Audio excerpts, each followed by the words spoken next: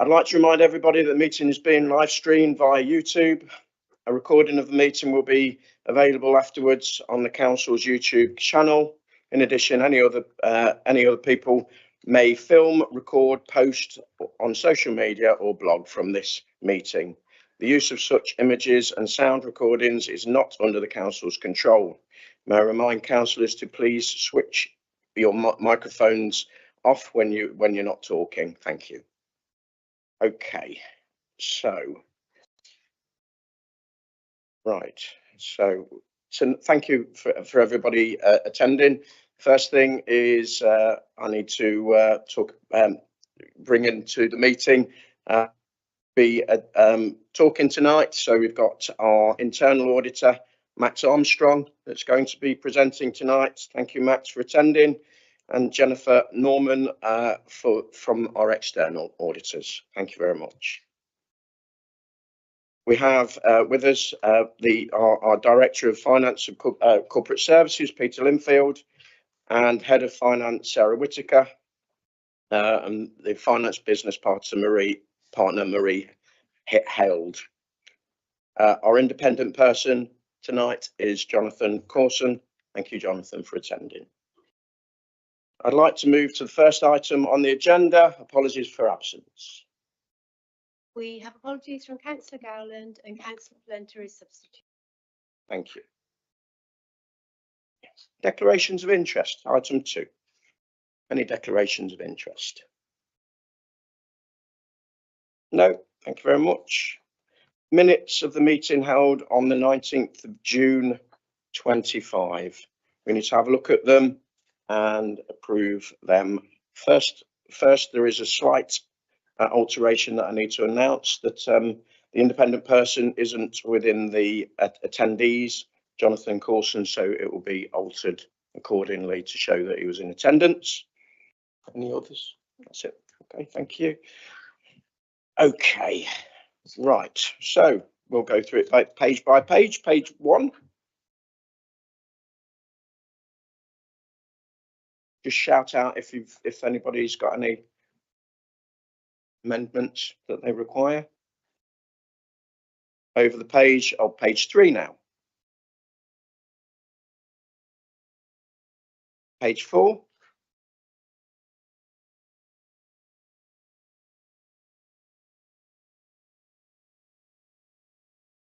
Page 5.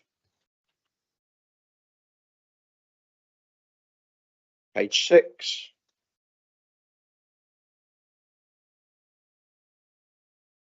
Page 7. And finally, page 8. Can I have a show of hands for that it's a true and accurate record of the meeting, other than the one alteration that I've spoken about? Unanimous. Thank you very much. Okay. We move on to item 3, the internal audit progress report. Thank you, Chair. So I'm going to be presenting our internal audit progress report, and I'm going to jump forward a little bit to page 16 in your packs before going back to page 14 after. So page 16 shows the progress made in a graphic of a table in the year to date. So we've completed the audits that were scheduled for Q1. The Q2 audits are in progress, some are at reporting phase, and they'll be brought to the next committee. And you'll see over the rest of the year, there's the plan for when each report will be brought to the committee. We've tried to even it out at around 2 per committee. But I am going to jump, before I get into the actual individual audits, back to page 14 in your pack. So you'll remember from the last meeting, a specific question, Chair, that was raised by you around the licensing matter that was raised in a committee, and whether a discussion was had as to whether we should amend the internal audit plan to include something on licensing. So I wanted to give you assurance that we did take the matter away. We have discussed it. Sarah, Pete and I have discussed it with the licensing team, and we've outlined within the bottom of page 14 and the top of page 15 the critical matters, I guess, that were discussed with the licensing team. So our overall conclusion, I guess, recommendation for the committee to consider is that we feel that the risk is relatively low and the plan should not therefore be changed for this year, but we would like to include a review on licensing more broadly, not just on this specific matter for 26-27. We're due to start our planning process. We normally start around November time for that, and a plan will be brought to yourselves in February 2026 for that. And our starting point will be on the assumption that licensing will be included within that. So I'll do the rest of the report and pause for any questions, but I just wanted to kind of highlight that section before I moved on to the individual audits. So I was just going to ask about these additional fees for events. Are they a fee per event? And what is an event? Is it different from a normal football match or something? So I didn't quite understand really what had happened, and what fees might have been missed. So the fees themselves are actually an annual fee for a license, and in this particular case for the two venues there is a standard fee and then there's like an enhanced fee if they meet certain criteria, so one of which being holding large events that can handle a large number of people. If that's surpassed and there is therefore additional work for the licensing team to do, we can charge an extra fee. But the fee wasn't charged until that criteria was met, which happened to be the Take That concert in question. So at that point, the extra fee is triggered, but it is an annual fee, not per event.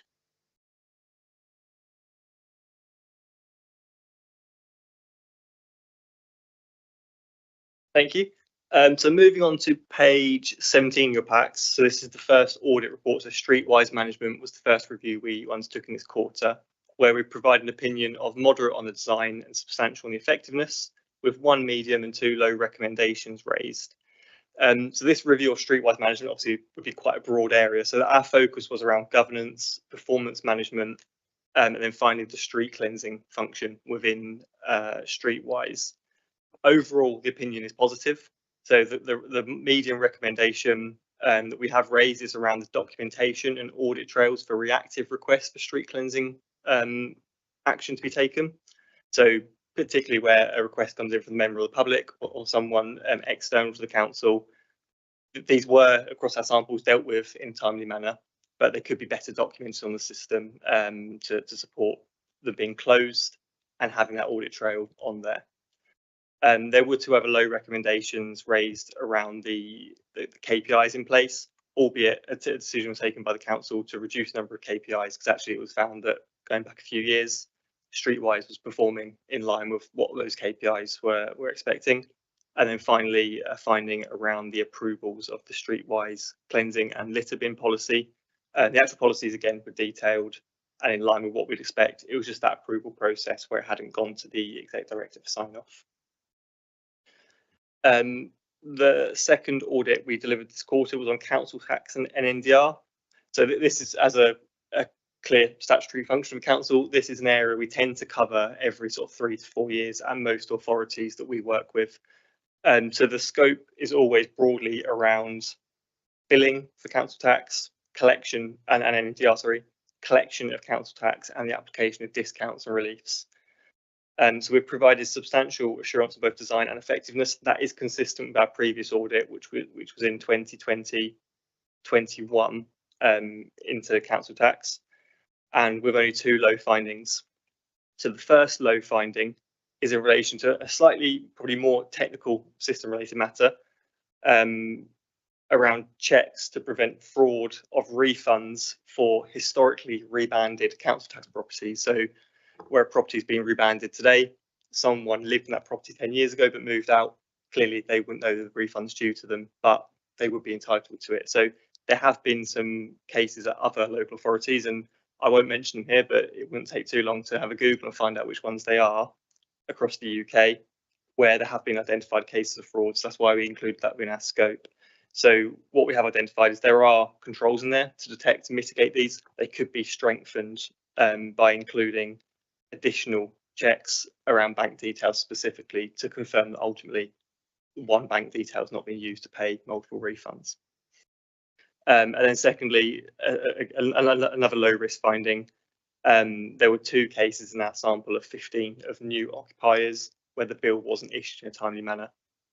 So these weren't massively overdue. I think one was about 25 days and one was slightly higher than that. But I think the council's service standard is to get the bills issued, to get prompt payment back.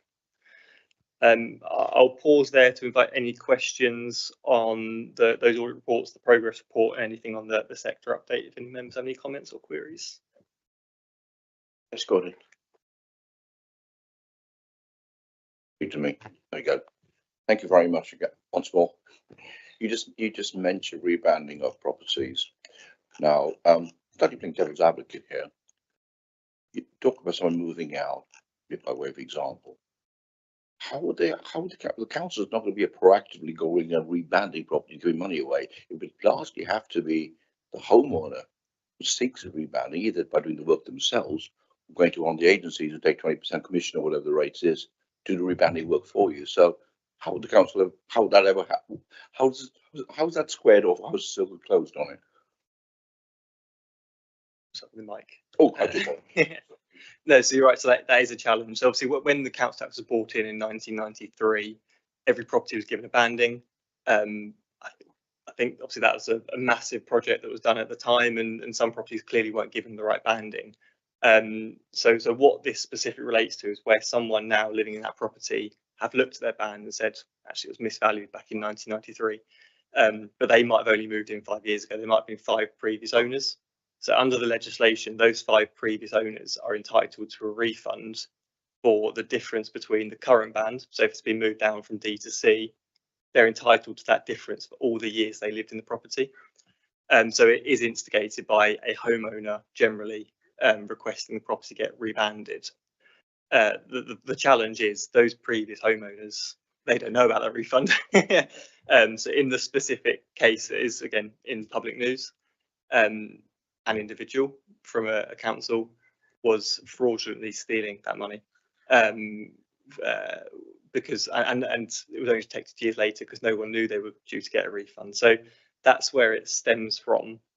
That there are obviously ways to ensure it's going to the right people. So when you do contact those individuals to try pay the refunds, use existing bank details that are held on the council's system. Having said that, again, they may have changed over years, so it might be more of an investigation work to then try to find those individuals. But clearly, obviously, there's a limit to how far you can go at a cost effectiveness level to find those individuals and ensure the refund's paid. But that's where the vulnerability lies, which is what our testing focused on. Yeah.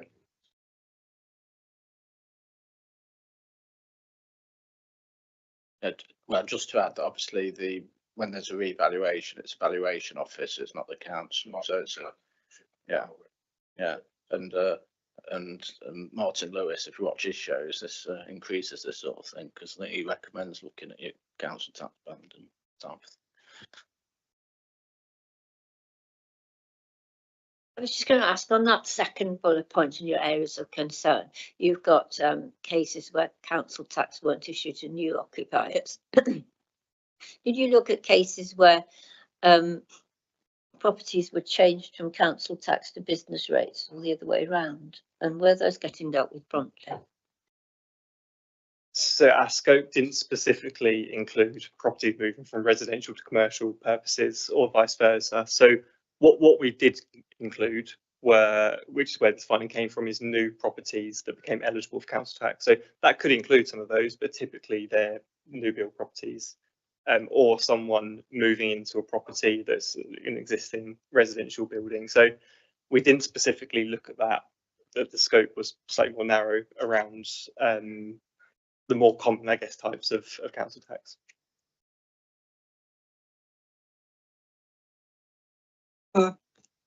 Council tax, if you live in a modern home and you have to pay an extra payment for cutting the grass, because council doesn't do it, is their council tax lower than the ordinary band of house? So as internal audit, I'm probably not able to comment on that. It's not part of our review. I will bring in Pete or Sarah. I don't know if you have any comments to add to that from a council position. As Max said, it's not part of the scope of the audit, but council tax is separate, completely separate to management fees and maintenance fees, which is what you refer to, I think.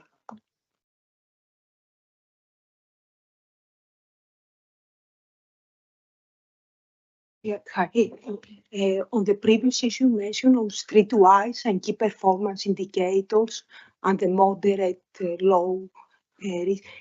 I didn't quite maybe I misconstrued. So you recommend a schedule activities. Streetwise is compliant and it means it has a process of reporting, recording, and it has met their key performance indicators. When it is ad hoc activities, what is the problem? That there is not sufficient information recorded, or that there isn't a reporting of KPIs, there aren't in place any measures? Which of the two is again? So in terms of, so that there is performance monitoring around Streetwise. So through the council's performance monitoring clinics, they have at a management level, Streetwise is included within that. So where the recommendation was raised was potentially strengthening some of those KPIs to include more quantitative measures. So for instance, for the street cleaning activities, a KPI could be the percentage of reactive street cleansing requests to be actioned and closed within a certain time frame. And so that's where the recommendation was focused, so that those KPIs of that kind of nature did exist a few years ago. But the reality was it was hitting 100% consistently on those KPIs. So rather than just constantly reporting KPIs at 100%, a decision was taken by the council's management team to essentially remove those KPIs and introduce other more qualitative KPIs for the Streetwise team to be monitored on. That's not to say the team aren't performing against those. We didn't measure on a 100% level as to what the team are delivering against in terms of timeframes for those sorts of requests. However, across our sample, we did confirm they were broadly actioned in a timely manner, or where not, there were valid reasons for it, and that was communicated with members of the public. But come back to finding one, that's where it could be documented slightly better on the system.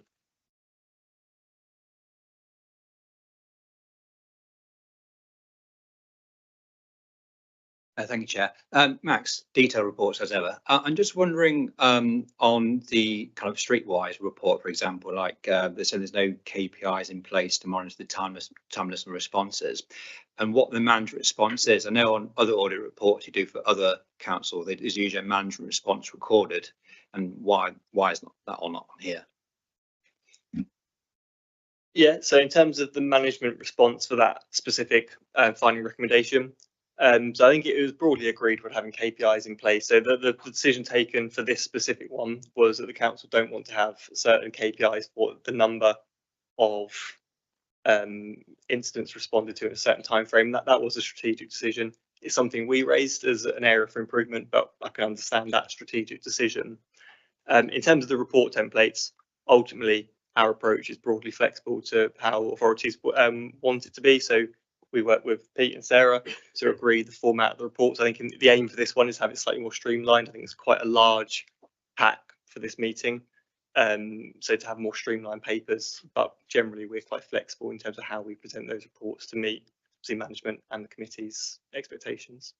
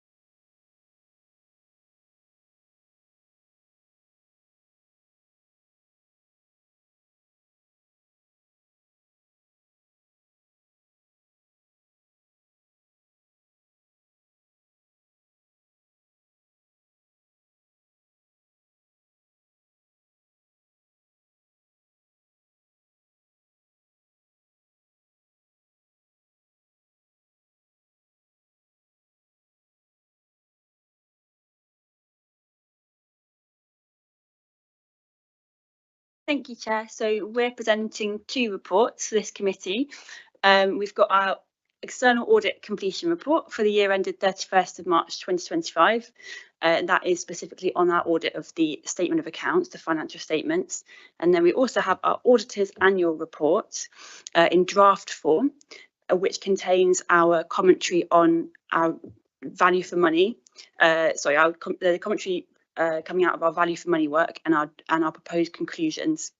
So I will take the 2 reports together. Sorry, my laptop's gone off. And just give an overview, and then I welcome any questions, or I might stop after the first headlines. So for the audit completion report, we have substantially completed our work on the audit of the financial statements. You can see on page 40 of your reports packs the areas that are still outstanding. The colours there indicate the likelihood of a material misstatement arising from those areas. We have this week received some responses for outstanding queries with the council, so we're hoping to wrap up that work soon. The pension fund auditor assurance is also still pending, but likewise we're not expecting that to cause any issues for the expected external audit opinion, which we're expecting to be unmodified for 24-25. I just wanted to bring a point of clarification on the covering report, which mentions the deadline of 31st of September. That's not actually correct. The deadline is the same as the backstop.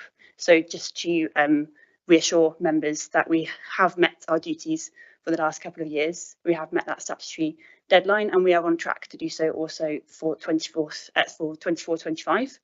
There is a new deadline specifically for value for money work, which I think I mentioned in the last edition of this committee.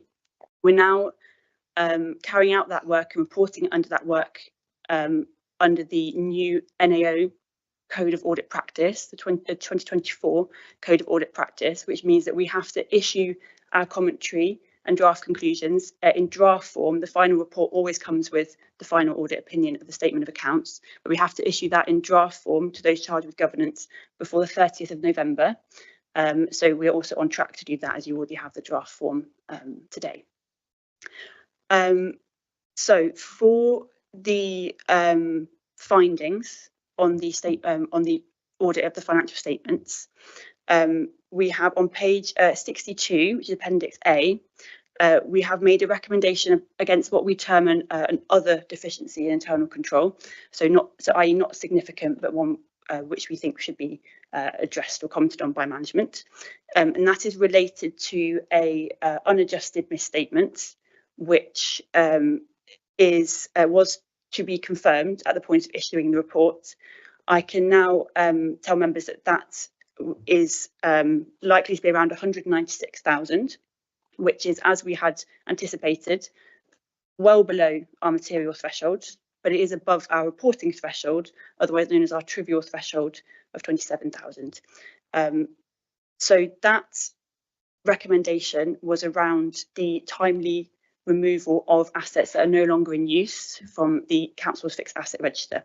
So the misstatement in the financial statement is directly related to that control recommendation. We also have some adjusted misstatements, i.e. that have been adjusted in the final version of the accounts, which are cumulatively above our trivial threshold. Individually, they were not. And these are to do with IFRS 16, which you may remember was an area of focus, an enhanced risk in this year's audit plan, because it was the first year of its implementation.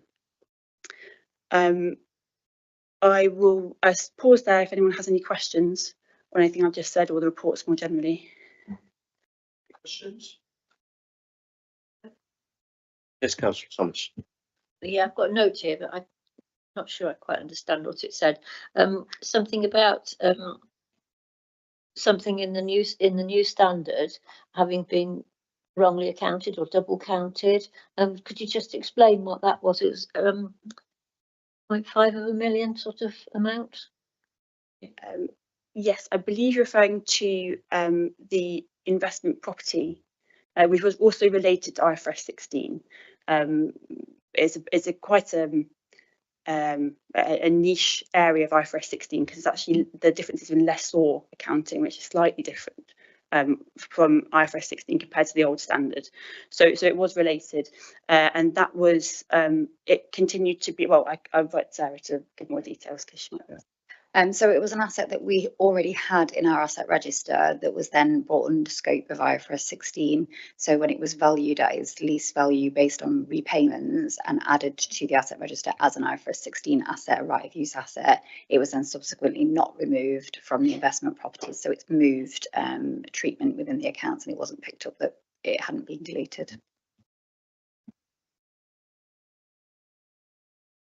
Yes, Councillor Palmer. Okay. You mentioned about the depreciation, the book value of zero, that there are assets that they are in the books with no value. And I think immediately in the text, I don't have it in front of me, but it says that that's not construed to be a risk because it's customary for the council to sweat over each asset, and it's better to have, how do you say, it's better to repair rather than to have capital replacement program. Like, so it relieves the strain. But if it has a zero book value, you don't have any depreciation reserves. You don't build up anymore any reserve depreciation, because then isn't it a risk as well if all of a sudden you have breakage of assets that are not anymore within the useful lifetime, and you have all of a sudden at some point an upsurge of capital replacement values. So how do you manage this risk? So I'll answer from an audit perspective. So Yeah. yes, completely right. There are actually two types of situations broadly that we found to do with that same control recommendation, that same error. So you had assets which were still in use, but held at, you're quite right, zero net book value, but there was still a significant, or there still was some gross book value and also a gross accumulated depreciation. So it still appears on the statement of accounts, those figures. So you had some of those that were still in use, but they were at nil net book value. In that case, it's correct to still have them in the asset register, but the recommendation was that perhaps the original useful life that was might not be correct, because if you consider that assets must last 20 years and you depreciate straight line over 20 years, for example, it's probably not going to be 20 years for this kind of equipment, but let's say a few years, but it ends up being a lot more, then perhaps the original estimate was wrong. So that's the first type. The other types is what feeds into the actual unadjusted misstatement. So that is ones that should have been disposed of either in this year, 24-25, or in previous years, but for whatever reason weren't. They're no longer in use. They should be removed from the asset register. So there were sort of two types there. Does that in any way answer the question? And perhaps Pete and Sarah can maybe answer it.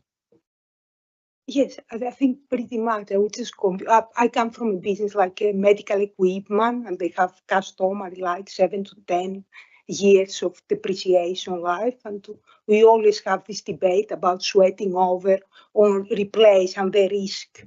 What is our appetite for risk? And I was just wondering how is managed, how the risk is managed on the unlikely event that you may have a capital outlay that is unplanned, and all these assets, they haven't been catered for because they have now like a zero depreciation value. I don't know if I'm clear with that, but No, I understand completely what you're saying. With the capital programme, obviously we assess a useful life of an asset. So when we know it's coming to the end of its useful life, it will be planned in to be replaced in the capital programme. If when we get to that point, we decide the asset actually still got another year's life in it, and we decide that actually repairing it would be better than replacing at this point, the item in the capital programme may just slip by a year. So the replacement will just move forward a year. So it's not ever going to be unexpected replacement of that asset because we know it needs doing soon. It's just that we decide to sort of push that on for a year, which sometimes obviously gives a better benefit to the council financially. Okay, is there any more questions, or are we moving further into the report? Okay, let's. So yeah, just to conclude then on those reports, we then also mentioned had the audited annual report. So we're not reporting any significant weaknesses in arrangements, which is a similar position to last year. We also don't have any other recommendations to make, so it's a very good report for the council. As I said, the final auditor's annual report, as is always the case with all of the areas that were TBC, will be given to the council at the same time as the final audit opinion, which we're anticipating to be well before the deadline. I have a question for both internal and external audit, actually. So I've noted that it's significantly gone up in the last 3 years, the price of our internal audits, from £40,000 circa to 130, 140, is it 140? External audits, the external. That's a lot of money. Could you explain to the committee why it's gone up so much? What level of workload has gone up to justify sort of 350% rise? Thank you. I'm assuming this is just a question for external audit. Yes, but I just saw the figures. I thought it was such a large amount. It must be them put together, but clearly not. No problem. So this is the questions you can imagine we get a lot. The biggest increase was in the 23-24 year. So you're looking at the last 3 years. So to give a bit of background then, the council signs a contract with PSAA, Public Sector Audit Appointments, which comes under the Local Government Association. So despite the fact that these figures appear in our reports for Forvis Mazars, these figures do not come from us. They're not set by us. There is an annual consultation that PSA carries out. The one for 25-26 is currently ongoing. But I did note that the Local Government Association, in respect to the 24-25 year, so the audit that these reports are on, said that they agreed with the scale fee and they agreed with the consultation process. So, and that's also the same for fee variations. So we cannot just set the fee variations that we want. Everything, all the prices come from PSAA.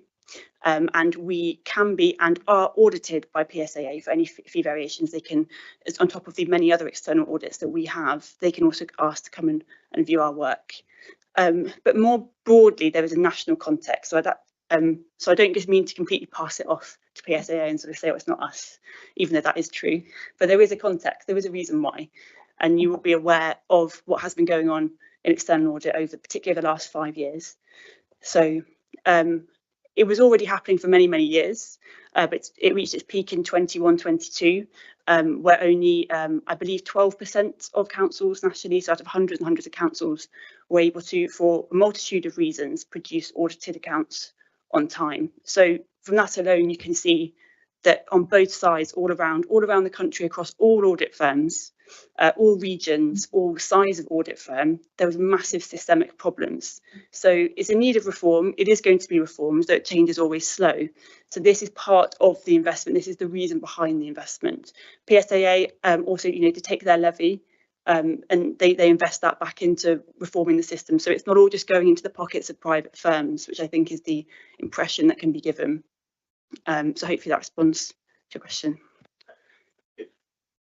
Thank you very much. Any more questions? No. Okay. So I just need a vote to approve the external audit as the recommendations, and approve the external audit and the recommendations as noted. Could I have a raise of hands for those who approve? Okay, that's unanimous. Thank you very much. Thank you. And this the same with you, Jennifer. If you wish to depart, I won't be offended. If you want to hit the road, that's totally up to you. But if you're a glutton for punishment like Max, then you're welcome to stay. Okay, we are on item 7 now of the agenda, statement of accounts. Thank you, Chair. As you will have heard earlier today in the statement of accounts training, we're just going to go through the covering report to the statement of accounts. As we said earlier, it is a long document. I'm not sure if you've read through all of the pages, but hopefully you've looked through the narrative section at the front, which covers everything you need to know, and also at paragraph 4.7 is a summary of the main points within the statement of accounts. I'll just briefly go through these now. So it covers the net revenue surplus that will be reported within the narrative section, and an overall net budget variance that was subsequently transferred into reserves. The total funding for the council is covered by council tax business rates, grant income and the collection fund. The general fund remains stable, and earmark reserves have risen from 20.9 million to 24.3 million. Note 4 on page 13 shows the total transfers to reserves, which reflect movements mostly relating to topping up the climate change reserve and creation of a simpler recycling reserve arising from additional responsibilities in the Environment Act.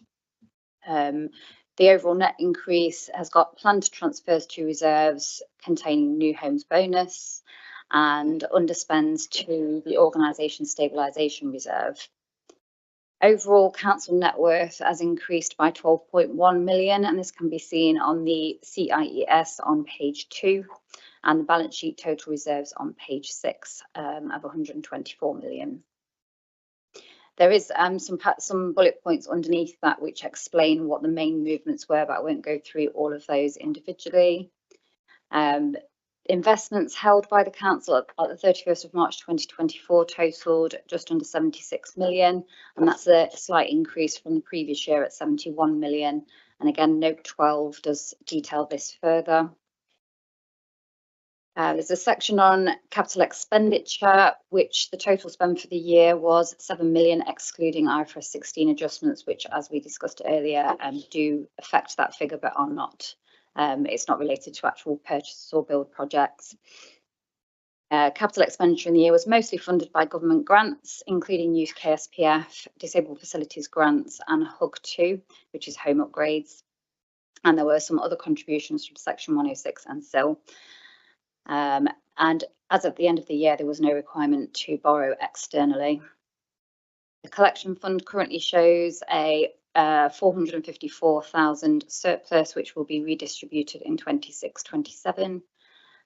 And below that, you'll see that there are some major service developments. These are recorded in the narrative statement. So you'll see what we've done is looked at the achievements of the council for the year.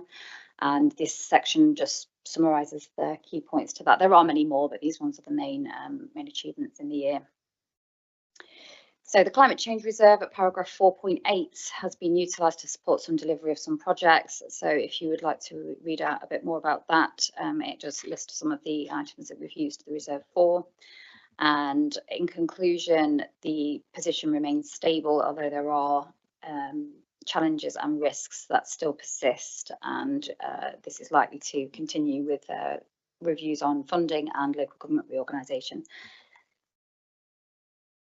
And I'll pause there to take any questions. Any questions? Thank you.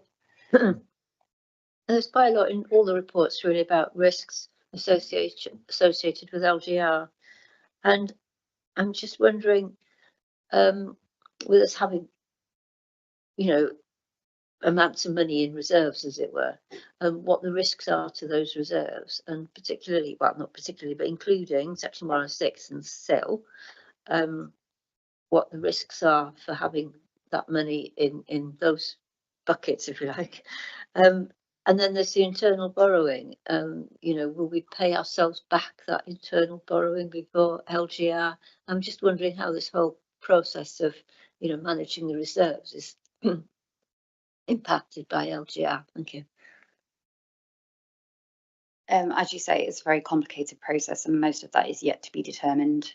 But I imagine there will be discussions on how that will all pan out in the end. I suppose my one comment is where there are agreements. So if it's in Section 106, I'd expect an ovation of whatever the terms are for those particular agreements.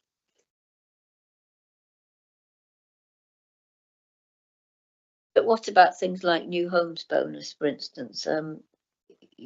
Especially where we're using it for internal borrowing.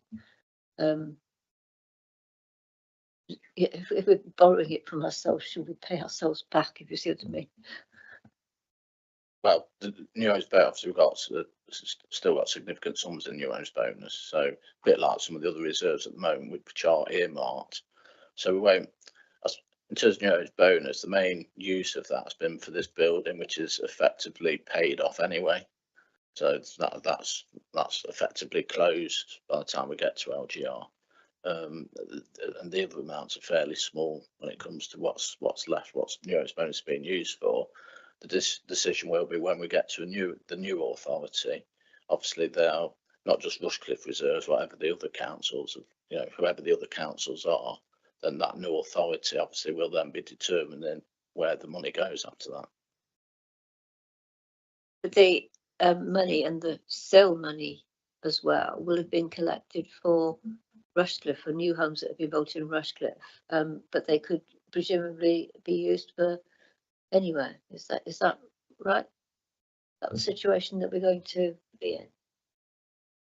I think the answer is we'll have to see where we end up with all of that, because we don't really know yet till we get into that point, and I suppose whatever agreements are made. But ultimately, when there's a new sovereign authority, it will be down to that authority to determine where it spends its money and the income and everything else. So clearly there's some risk there. We're okay with that, Councillor Thomas? You're okay with that answer? Yeah. I mean, but it's clear that we're doing extremely well as a borough. I take it the 4 million increase from 20 to 24 reserves, the monies, is that a normal year-on-year increase, or is that unusual to go up from 20 to 24? I would say it's not unusual. It can fluctuate. Sometimes it might be a reduction to reserves and sometimes it might be an increase. It depends on that particular year. I think in relation to this year, it was the additional year of not resetting business rates, which obviously effectively gave us an extra year of high level of business rates, which was unplanned at the time. So that's obviously gone into reserves, but that might not happen next year, in which case it would be a much smaller amount that we would have as a surplus and be increasing our reserves by. Right, and this extra money will be making plans for what use of it in the next financial year. Is that correct? And that will be coming to Cabinet and Council in the early start of next year. Brilliant, thank you. So it's looking rosy. I mean, as far as local government reorganisation, it keeps on coming up. But we really don't know. I think what we're basically getting to grips of. We don't know what's going to happen with Rushcliffe funds once the new authority, once the new authority is created.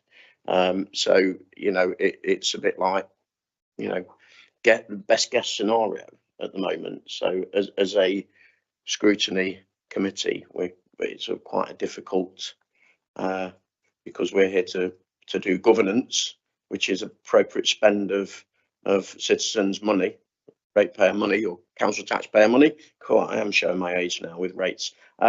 So yes, so that's where we're at. Are there any more questions? I'm trying to tease out any more questions from people. No. Okay. Oh, Councillor Thomas. Yeah. I've got a question about £25 million Freeport funding for 25-26. I'm not sure what that relates to. It says page 163 here, but I can't see anything on page 163. I'm just wondering if you know anything about this funding.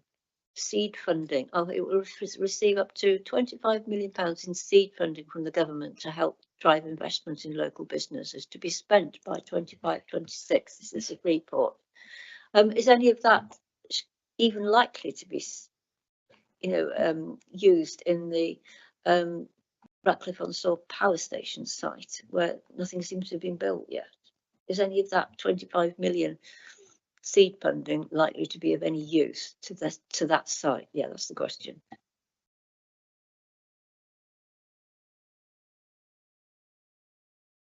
I'll take that one.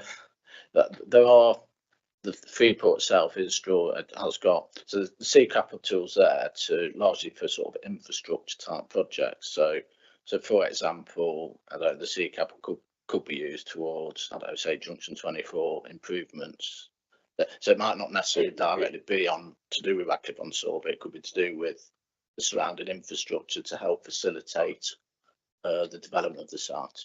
So it's not that's why it's called seed capital. It's planting the seed for the rest of the development. Got to be spent in 25-26. Yeah, well, that's what the fee report's got to aim to do then, this current financial year. Whether they'll get an extension on that, I don't know, but it's difficult to say because obviously with the state of public finances. Okay. Did we purchase land for carbon capture in the end, or is that money being carried forward? It's being carried forward.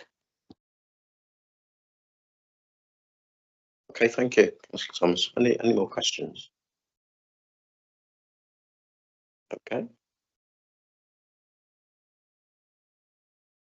Okay, so you don't need to vote on that.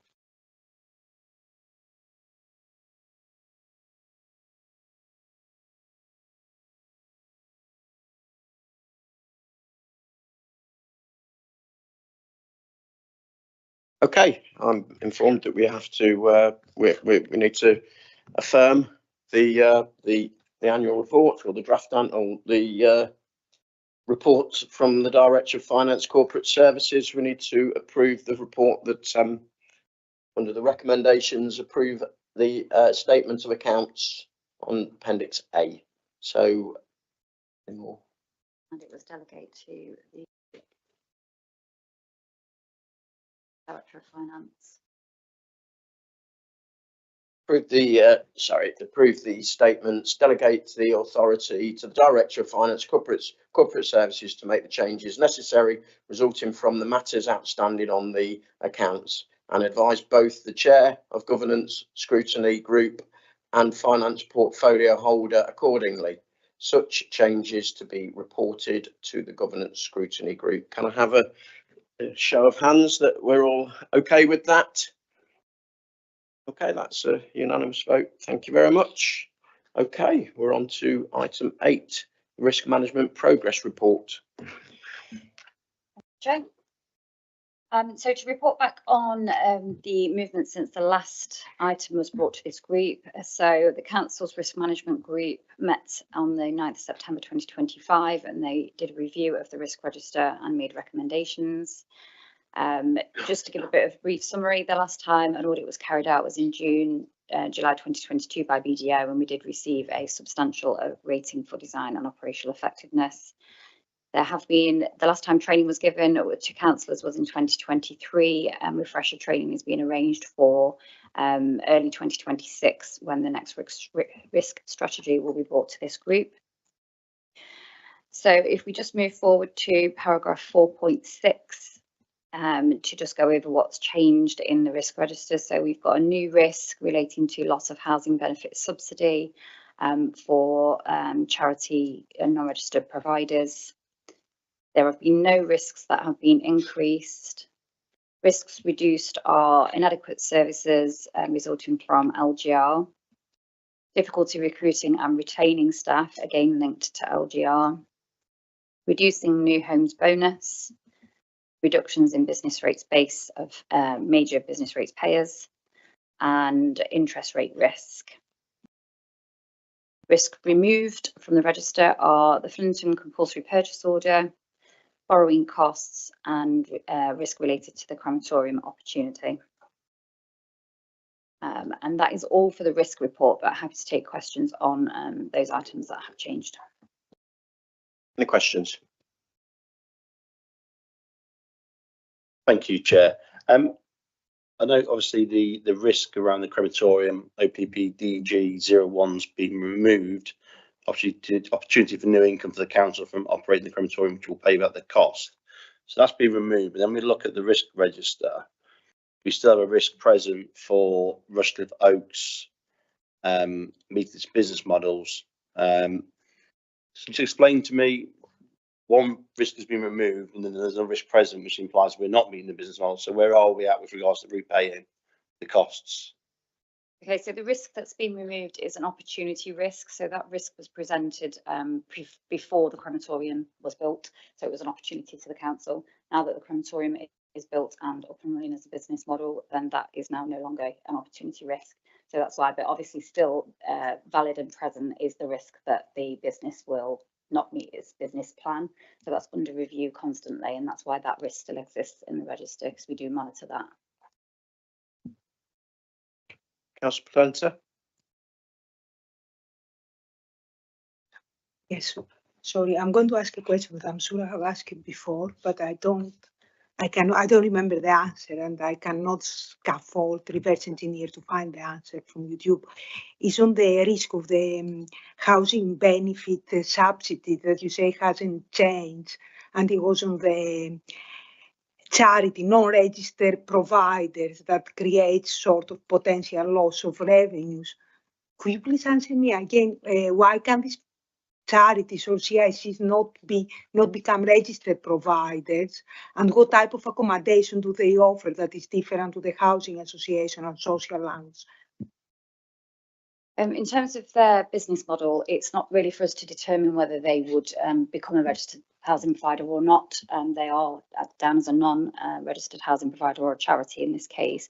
Some of the additional services that they provide might be for people that need special care. So this might be mental health or particular sort of one-on-one personal care.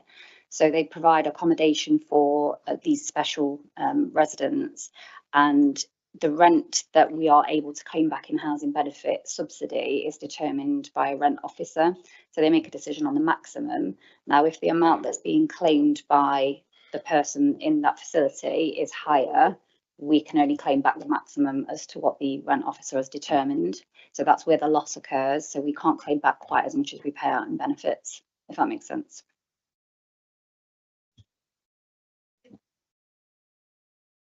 Are you okay with that, Councillor Plenter? Yes. Okay. So that was just on the same point, really. What's the size of the risk, if you know what I mean? What's the amount that we're exposed to on that?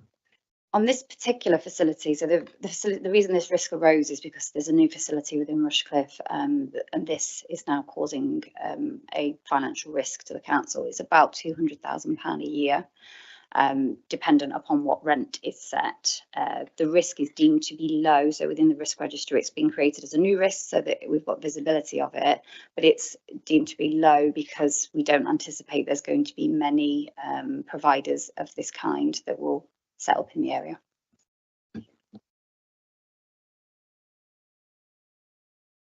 Yes, Councillor Regan. Thank you, Chair. I have a question related to the first point, CD02 and CD08, specifically relating to staff morale, loss of staff to the private sector and recruitment as a result of LGR. Can I just ask what has happened to reduce that risk? I can say personally I've experienced an increase in responsiveness and standards of services from about 6 months ago, so it feels that's right. Can I just ask how that's been quantified, and who and how was that risk reduced? So that risk, if you read the sentence relating to that risk, it does say that the current vacancies, so there's an observation, we do keep statistics on vacancies and applications for jobs, and at this point we're not experiencing a high turnover of staff, so in relative to previous years it's not increased. We do also do exit interviews with people for when they do leave to sort of gauge the reasons behind moving to another organisation, and we are still experiencing significantly higher than other locations in terms of applicants for vacancies within the council. So it doesn't appear at this stage that there is an increased risk as a result of LGR. Just to add that it was so management team, we had a discussion, a fairly intense discussion about the same subject, in terms of where we sat on it, and it's really because at the moment we're not experiencing the issues. Now, the thing with risk, it is fluid. So whether over the next 12 months these things can change, so obviously we keep a watching brief on it. Councillor Thomas, yeah. Could I ask on FCSO2, which is reducing new homes bonus. It's been reduced to yellow, but if you've got no budget for new homes bonus, why hasn't it been reduced to green? Why is there any risk at all if you haven't got a budget amount in? It's a good question. But the risk remains there rather than removing the risk. The risk remains because there is still a possibility that the government could consult. They did do a consultation on it and they've removed it, but it could eventually be replaced with something else. So it's really just to keep sight of potential movement in that stream of funding. Whilst we budgeted for it at 0, so it's not going to have a negative financial impact, it still needs to be kept sight of to sort of inform future budgets and potential funding streams. So why is it not green?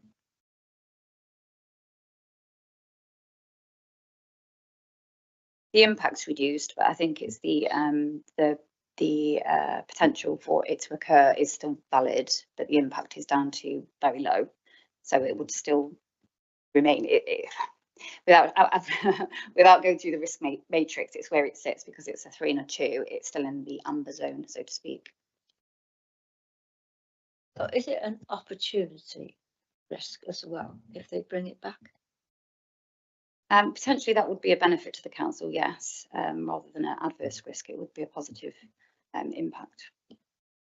I think what I tend to agree with Carol is actually we probably could change that to an opportunity risk, because I suppose the only way is up, to quote a famous song, Once Upon a Time. Yeah.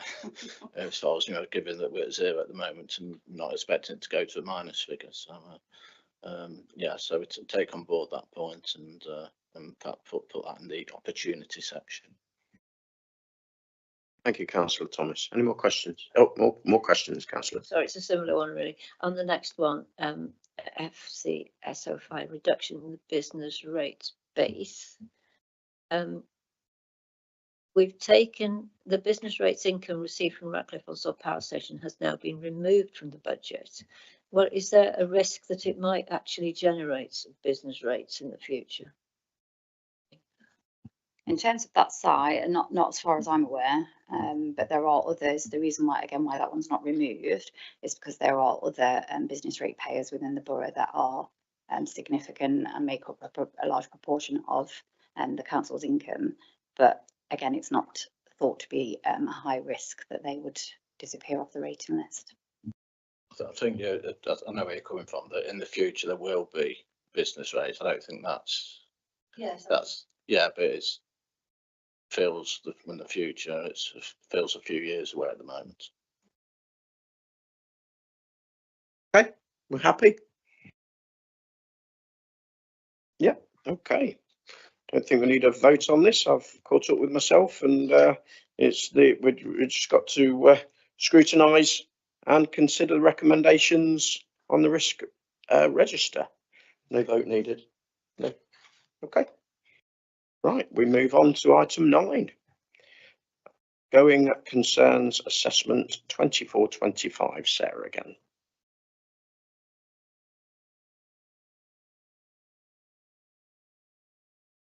Over to you, Peter. Yeah, I thought I'd have to earn my sandwich tonight to do this report.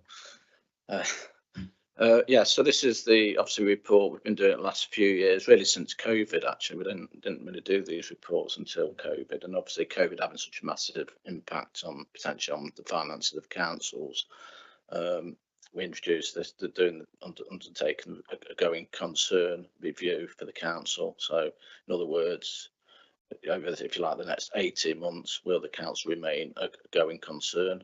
To a degree, it's in my sort of professional view as a council statutory officer, but hopefully you will support the view that, well, I'm pleased to say I think we will be a going concern over the next 18 months, and so that's good news.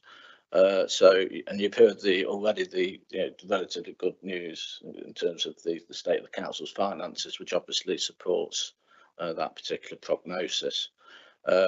If I was just to summarise, I suppose the key areas that we've looked at. So really from paragraphs 4.3 to 4.8, that covers the real key issues in terms of when we look at the various factors as to whether we're going to be a going concern. So, for example, the current financial position, we remain on course to hit the council's budget for the current year and going to deliver our capital programme. In terms of, then we look at the balance sheets, that's paragraph 4.4, and we've covered that already with the financial statements item, but overall the council's net worth has been increasing. We've continued to invest in council assets and still have a healthy reserves position. In terms of paragraph 4.5 and the projected financial position, so we're looking at where we are now, where we're likely to be the next 18 months or so. The MTFS gives a largely balanced position actually over the next 5 years. Obviously, with the advent of local government reorganisation and the fair funding review that's currently going on, and things may change certainly as we morph into a new authority. But obviously, we have to see what happens then, which we touched on earlier when we was discussing it with Councillor Thomas. Paragraph 4.6, obviously look at cash flow. They all saying in the private sector, cash is king. We have a healthy level of cash and cash equivalents, which are short-term investments of around £76 million. And then, of course, governance, that's the other factor. So we've looked at the governance framework in the past when we look at the annual governance statements. That's included within the statement of accounts, and there are no significant reports in terms of governance, and that's supported really by I suppose if you look at the reports on the agenda from external and internal audit, they also support that particular outcome. And finally, then there's the regulatory and control environment. As we said, we've had good reports from internal and external audit, and I will say that's not by accident. There's a lot of hard work that goes on at the council by both officers and councillors. We have a tradition of strong financial management, which we're rightly proud of. Local government funding reforms and LGR are game changers, and we'll continue to be mindful of these. So I'm pleased to say we are a financially viable council as an economic entity, and that the council remains a going concern. And welcome to take any questions. Thanks, Peter. Any questions? Yeah, it's well, I'll just come in. It's clear from tonight that this council is an excellent council, a leading council, and an exemplar of good practice. And I'd like to thank the officers for their hard work on that. As far as the tonight's proceedings is concerned, we've just got to recognise the going concerns assessment, and like I say, I've thanked the officers for their hard work, and long may it continue. Let's keep going, and even small improvements are improvements. So this committee is such a vital committee to making sure that we reach the dizzy heights that this council has always reached, and we don't sit back and say local government reorganisation's on its way. Let's not care about things and move things forward. So that's from my personal position. But thank you. We don't need to do a vote on that, and we're on to the next agenda item, which is the penultimate. You'll all be very pleased to hear. Item 10, capital investment strategy Q1 update 25-26. Marie. Thank you. So this report summarises the first quarterly report for 25-26. It starts with a look at the economic forecast. Inflation has increased over the quarter, reaching 3.8% in August.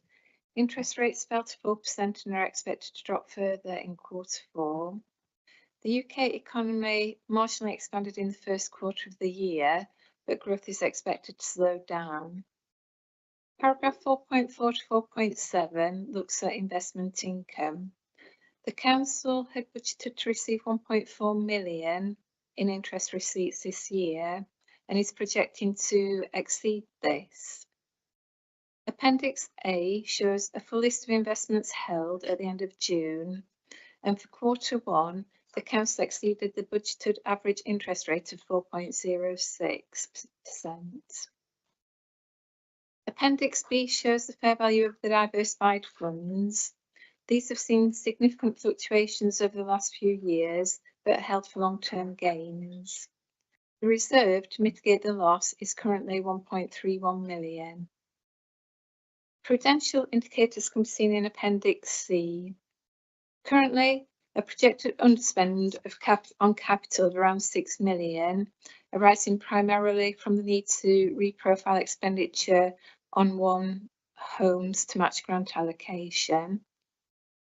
The CFR is the council's underlying need to borrow for capital expenditure, and Table 2 shows a forecast reduction in internal borrowing after deducting MRP repayments.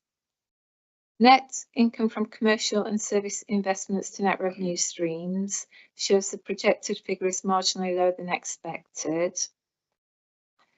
Financing cost to net revenue stream indicator is minus 1.51%, indicating interest receipts exceed financing costs. And finally, the liability benchmark shows credit balance, indicating the council has no need to borrow over the medium term. The next section is the commercial section. There is an amendment to Table 3, which is circulating now. Table 3 demonstrates our reliance upon commercial income. Currently, it is projected to account for 12.5% of total income of the council. Conclusion: the UK economy is still in a very fluid environment with falling interest rates, inflationary pressures and trade tariffs. Officers will continue to monitor the TM position throughout the year and report any significant issues to the group. Any questions? Any questions? No? Oh, Councillor Thomas. I'm just trying to work out what the difference is between the table and Table 3 in the pack. Could you just explain that, please? Yes, sorry. It was just an arithmetic error on the Table 3. The original table erroneously included the net position on the crematorium, which isn't actually an investment income, so that's been adjusted for in the revised table.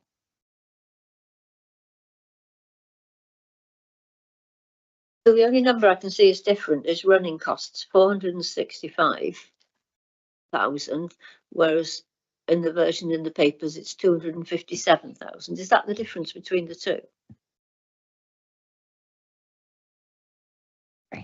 Yes, I can give you a breakdown, but yeah, that was a net position on the crematorium. So the crematorium running costs are higher than expected? Well, the net position on the crematorium is actually higher, yeah, because we're slightly low on the income on the crematorium, but that was part of it should have been taken account in the prudential indicators, not in that table, so it's just included in there in error. Okay, thanks, Councillor Thomas. Any more questions? Sorry, Chair. Yeah, that's true. Just go back to the point, obviously, of Table 3. So originally we wasn't accounting for the crematorium. Now we are, or vice versa. What's changed? Was it, have we changed since it was last produced, or is it a new mistake? I think that's just some clarity on that, because it's quite a big change, really. I think it was just an error on the working papers, so nothing's changed. But if you look at Appendix C, we have the 1, 2, 3, 4, 5. The sixth prudential indicator is net income from commercial and service investments to net revenue streams. This one does include the crematorium. Table 3 is excluding, and always has been, it's just looking at commercial investments, so it's the two got muddled up. Thank you.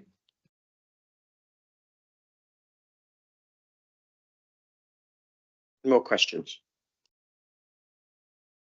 Okay, Thank you. We don't need to vote on that. The recommendation is that the Governance Scrutiny Group notes the capital investment strategy updates its position from the 30th of June 2025. So thank you. Right, we are on to now the work programme update with Sarah. Thank you, Chair. You were pleased to know this is the last item on the agenda It today. is, yes.